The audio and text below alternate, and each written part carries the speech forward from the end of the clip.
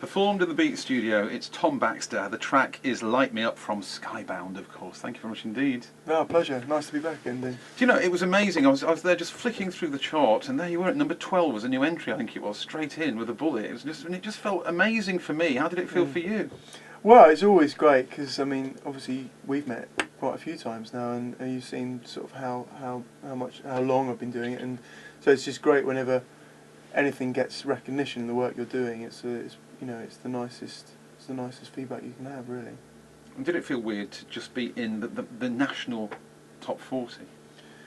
Well, I suppose I was hoping that we'd go there, and I think that was quite an accurate place as to where we sort of had aimed for, and I think we were all perhaps maybe slightly surprised by the amount of support it had got in that first month and from then on. But I suppose when you've got a track and it connects with people, and the track Better was out at the time, that seemed to be the one that was, pulling at people's heartstrings.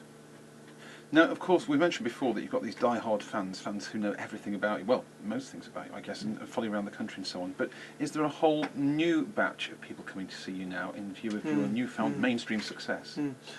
Yeah, there's well, it's an interesting time because when you made your first record, you get the first sort of flurry from when you first start touring on that, and that's normally where people recognise the track that's been on the radio, and then they start to get to know all your new, all your other material, and then they sort of get to know that record, and then over that sort of 2-year period, you then get people who become sort of very, very familiar with that record, and then of course when you come to record number 2, you've got the same thing again, where that you've got a new song on the radio, and then people are then gradually trying to get to know the new record, and of course you've got new people as well who don't know the first record either. So it can be quite a mix over. But generally, I think the more you tour, everybody gets familiar with your back catalogue, and like on this tour, I think it'll be really nice because we've got a lot of people who've been supporting me for a long time, and you've got you've got a bit of both really. Some people who don't know the old stuff, but a lot of people who do, so it can, kind of people sing along, and it's really nice. I've spoken before, of course, about the fact that the album was funded through your artwork, actually. Now, does your rise to stardom and your continuing rise to stardom mean that all gains value, and you could end up hanging in some great gallery somewhere in the world, do you think? Well, that would be lovely, wouldn't it? Yeah, I mean, yeah, it'd be great if. I'm sure the artwork is probably a lot more valuable now than it was when I did it. But it's nice to know that the people who bought each individual canvas, and they've got a very sort of unique part of the record, really. And we are looking to actually get another exhibition done, which will be happening in London in possibly at the end of May sort of time, where we're going to bring back all the artwork that was sold and put it up again.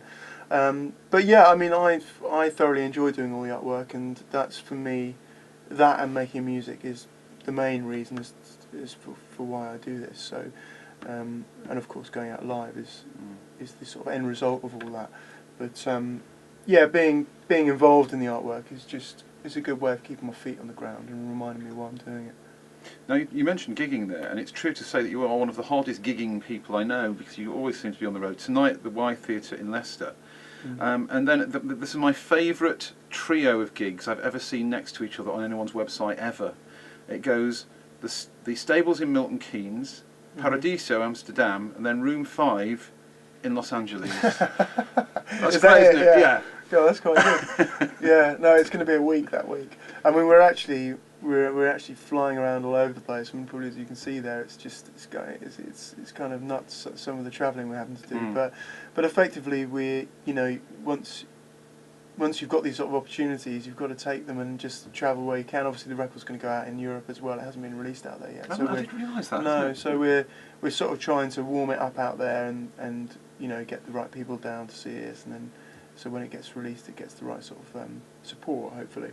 And obviously in LA and New York we're playing because the actual film that had Better in it, the David Schwimmer film, is being released out there. So that's kind of why I'm going out there, to actually help, sort of to play at the sort of premiere of the event. It's a great link up though to do, isn't it? Oh, it's great. Yeah, I mean, and it's been great to have support from David Schwimmer, who's invited me out there to go and play.